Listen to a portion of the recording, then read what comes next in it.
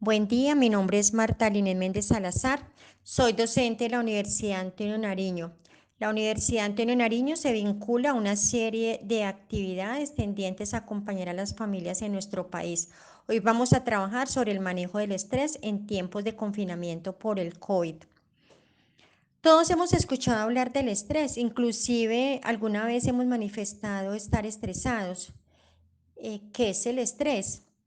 Pues es ese proceso que se pone en marcha cuando una persona percibe una situación o acontecimiento como amenazante o desbordante de sus propios recursos. A menudo los hechos que lo ponen en marcha son los que están relacionados con los cambios que se exige en el individuo un sobreesfuerzo y por tanto ponen en peligro su bienestar personal, como por ejemplo nuevas formas de ser y estar en el mundo, cambios en los estilos de vida, en las rutinas, en los hábitos, en las costumbres, que es lo que estamos vivenciando en nuestras familias. Frente a este proceso, pues es importante decir que el confinamiento generado por este virus, a que se ha visto abocadas muchas familias en diferentes países y el impacto que genera en las personas adaptarse a nuevas condiciones de trabajo y de interacción, pues puede conllevar a que las personas se desborden tanto en esos recursos personales como los sociales. Por esto es importante que nosotros conozcamos aspectos relacionados con este tema y vamos a trabajar sobre lo que son los tipos de estrés. Pues el estrés también es un mecanismo de respuesta que el organismo tiene ante estímulos externos. Cuando estos son saludables o positivos, pues nos generan igualmente actitudes favorables al individuo, como la alegría. Nuestras actividades fisiológicas también van a estar bien, como la actividad cardíaca, la resistencia física y pues obvio que vamos a tener una buena salud mental. Pero el problema surge cuando el estrés es una respuesta a situaciones traumáticas, como lo que se está viviendo por esos cambios de estilo de vida, como lo dije anteriormente, por factores desfavorables como las pérdidas de empleo, que va a generar también incertidumbre y unas respuestas a nivel psicológico y a nivel fisiológico. En lo que tiene que ver con las emociones, pues vamos a encontrarnos con personas que fácilmente pueden estar irascibles, pueden generar ansiedad, miedos, pánico, frustración y a nivel fisiológico pues pueden presentarse en algunos dolores como los dolores de espalda, de cabeza, náuseas, dificultades para respirar, aumento de la frecuencia cardíaca y presión. Dentro de estos tipos de estrés, pues vamos a ver que hay un estrés que es el estrés agudo, que es esa reacción a esas exigencias de una presión a una situación puntual. Pues es de corta duración, el manejo es tratable y puede manifestarse con cansancio, con tensión muscular, con sobreexcitación, con sentimientos de tristeza y ligera ansiedad. Tenemos otro tipo de estrés que es el agudo o episódico y se manifiesta a partir de estados de ansiedad en forma reiterativa. Generalmente, pues las personas parecen estar atrapadas en una espiral de responsabilidades, generando presión por el cúmulo de autorrespuestas y esto pues conlleva a diferentes crisis, ya que las personas suelen mostrar actitudes de enojo, se vuelven irritables y en un continuo estado de ansiedad. También es importante observar cómo culpan de sus propias problemáticas a otras personas. Y existe también pesimismo que se transforma en actitudes negativas hacia todas las actividades cotidianas. Estos síntomas generalmente están caracterizados por migrañas, dolores musculares, hipertensión arterial y propensión a enfermedades cardíacas. Es importante en el manejo de este estrés el tratamiento psicoterapéutico, que puede durar varios meses porque generalmente hay una resistencia a ese cambio. Y por último tenemos el estrés crónico, que es un estrés agotador que genera mayor desgaste físico y emocional continuo. Puede estar generado por disfunciones familiares, por cargas excesivas de trabajo, por cambios bruscos en el estilo de vida, por pocas habilidades para superar adversidades y nunca ven salida a los problemas. Los síntomas ya son más severos. Orienta la atención a un tratamiento, tanto psicoterapéutico como farmacológico. Entonces aquí es importante que nosotros orientemos esa ruta de atención médica y psicológica para acompañar a estas personas. También nos encontramos que el estrés tiene unas fases, una fase de alarma, una resistencia y una de agotamiento. En la fase de alarma, pues se produce cuando una persona se enfrenta a situaciones nuevas. Pues reacciona el organismo con una alarma real y se prepara para afrontarlo, apoyándose pues igualmente del sistema endocrino, incrementándose igualmente lo que es la producción de adrenalina, de noradrenalina y de cortisol, generando también reacciones fisiológicas y psicológicas caracterizadas por aumento de la frecuencia cardíaca, tensión arterial, aumento de ritmo respiratorio, tensión muscular y lo que decía anteriormente, situaciones de cambios de comportamiento, de actitudes, pensamientos y emociones generalmente negativas. Posteriormente viene una fase de resistencia, pues esta fase se inicia cuando se mantiene en el tiempo el estado de alarma. Inicialmente, pues el organismo se adapta a esta situación, pero luego llega el cansancio y con él los primeros síntomas como consecuencia del esfuerzo realizado. Pueden surgir en esta fase dolores de cabeza, de cuello, zonas lumbar y de espalda. También podemos ver en esta fase alteraciones en el sueño. Las personas también presentan niveles de irritabilidad, cambios de humor, sensaciones de fracaso, actitudes pesimistas y estados de ansiedad.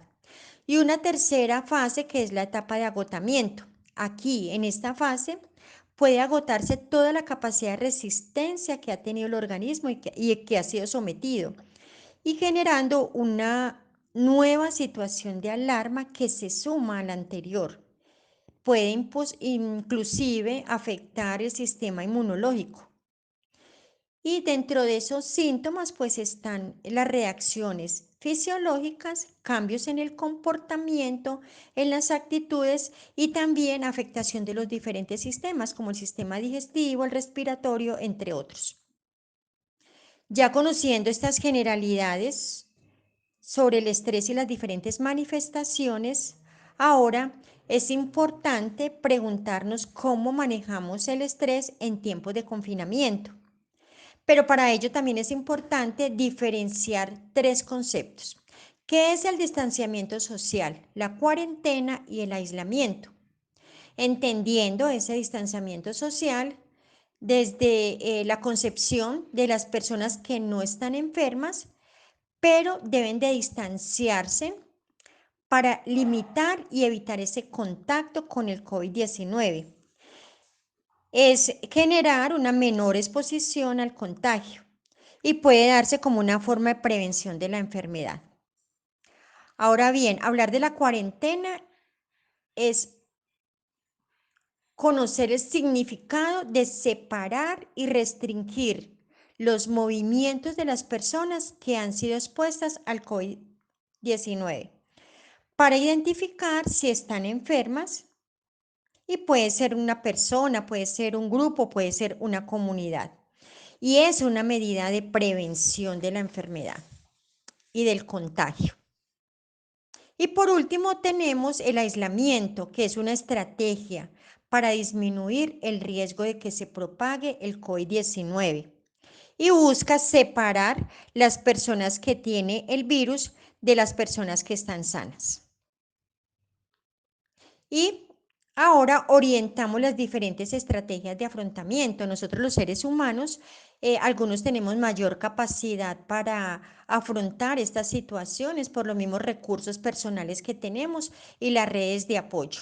Entonces es importante que nosotros igualmente nos conectemos con esas áreas de bienestar o necesidades psicológicas, la necesidad de contactarnos con otras personas, de vivenciar nuestra propia experiencia, de generar reflexiones frente a lo que estamos vivenciando.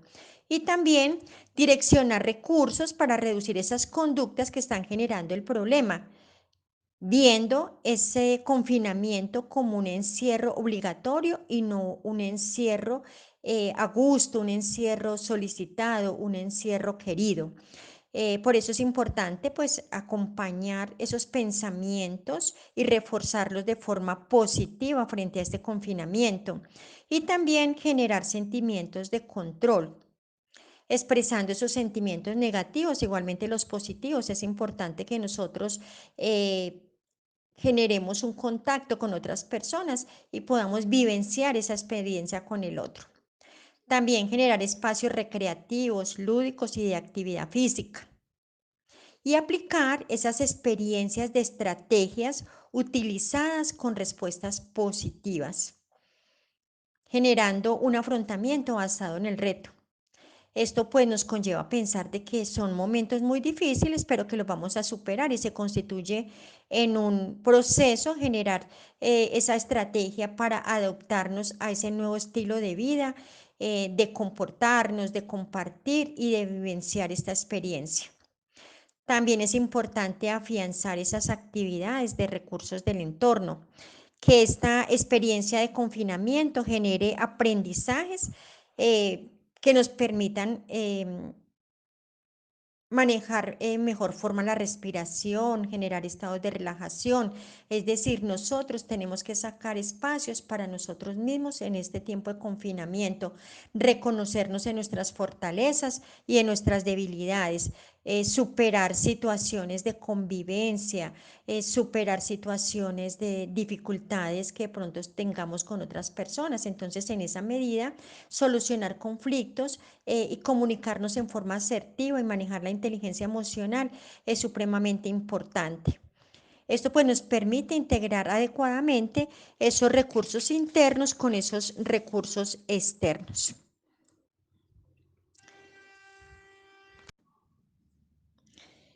Es muy importante reconocer que cuando nosotros expresamos esos sentimientos negativos y los positivos frente a los eventos que estamos vivenciando, pues también ello nos permite disminuir o desaparecer esas ideas erróneas frente al mismo suceso. Tenemos que considerar que es normal que tengamos miedo, que tengamos angustia, porque se da un proceso de adaptación que exige pues cambios. Y esas crisis tomarlas como oportunidades para mejorar muchas de las situaciones y aspectos de nuestra vida que necesitamos mejorar. Y para terminar, es importante que nosotros orientemos esa capacidad de resiliencia frente a el evento que estamos viviendo, entendida como esa capacidad dinámica del ser humano para hacer frente a esas adversidades y superarlas y ser transformado por ellas. Espero que este espacio haya sido importante para ustedes y que algunas de las estrategias que están aquí plasmadas les sirva para que sean aplicadas en su diario vivir y para que vivan esta experiencia de mejor manera. Muchas gracias.